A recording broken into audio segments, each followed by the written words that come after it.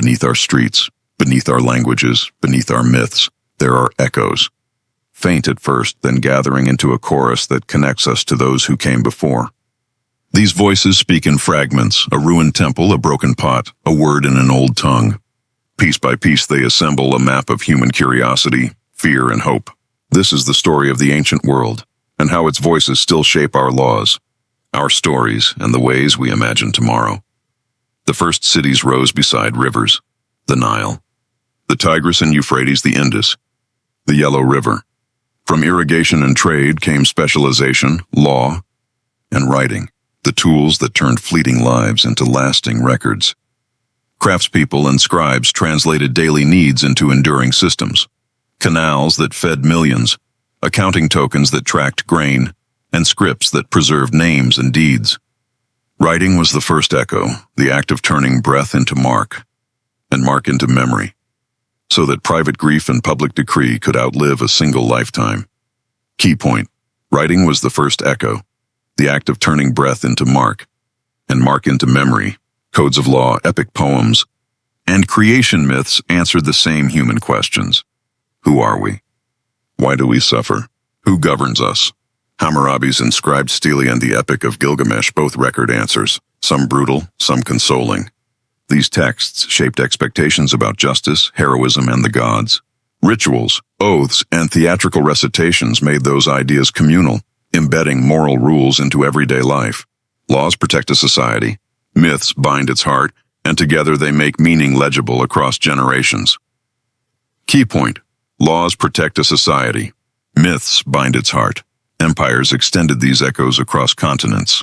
The Persian couriers, Roman roads, Silk Road caravans, and Indian Ocean sailors carried goods, ideas, gods, and genes. Markets became meeting grounds for technologies and beliefs. Coinage spread economic norms, foreign deities found new followers, and hybrid artistic styles emerged at crossroads. What began as local innovations became global currents, creating networks of exchange that reshaped languages, diets, and political imagination. Trade is a conversation, and the ancient world spoke in many tongues. Key point: trade is a conversation, and the ancient world spoke in many tongues. Mathematics, medicine, astronomy, many of our modern disciplines trace roots back thousands of years. The Greeks asked how the universe worked and formalized argument. Indian scholars refined numerals, algebraic concepts, and the idea of zero. Chinese astronomers and engineers cataloged celestial events and built practical mechanisms. Empirical observation and systematic thought produced technologies and theories that would be built upon for centuries. Reason and beauty were twin echoes, shaping tools and songs that survive even in our tech-driven age. Key point: reason and beauty were twin echoes, shaping tools and songs that survive even in our tech-driven age. Rituals and faiths organized societies and comforted individuals. Temples and altars, rites of passage, ancestor veneration. These practices carved structures of belonging that still influence how we mark life's milestones. Religious calendars regulated work and war. Pilgrimage routes knitted distant communities together. Ceremonial art expressed values people lived by, even when gods changed names. The human need for meaning, order in chaos, narratives for loss, rites to mark transition, remains the same.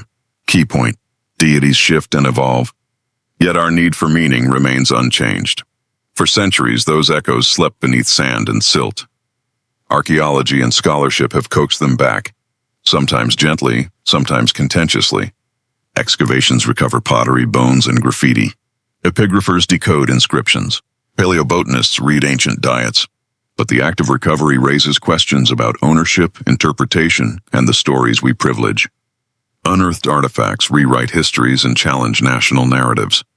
Every shard we lift is a voice returned to the present, and a reminder of how fragile the record can be. Key point: every shard we lift is a voice returned to the present.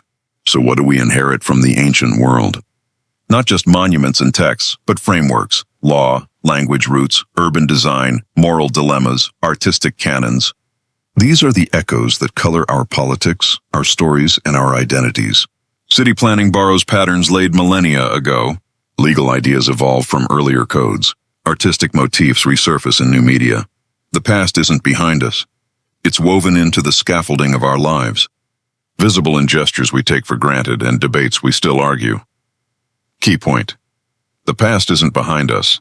It's woven into the scaffolding of our lives. But the ancient world also offers warnings.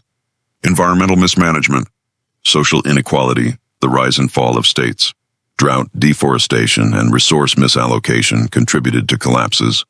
Elites often prospered while many suffered. Studying these patterns does not offer simple predictions, but it sharpens our sense of consequence and contingency. Echoes teach both humility and urgency. They show what human societies can accomplish and what mistakes we must strive to avoid. Key point. Echoes teach both humility and urgency. Next time you read a word, walk a street, or tell a story, listen for the echoes. The ancient world is not a museum of strangers. It is the deep chorus that has shaped our present. Their inventions, failures, and questions live on in the tools we use and the choices we face. Our job is to learn, to listen, and to carry those voices forward with care, interpreting them with curiosity, and acting with the foresight they sometimes lacked. If you enjoyed this journey, like, subscribe, and tell us which ancient echo you want us to explore next.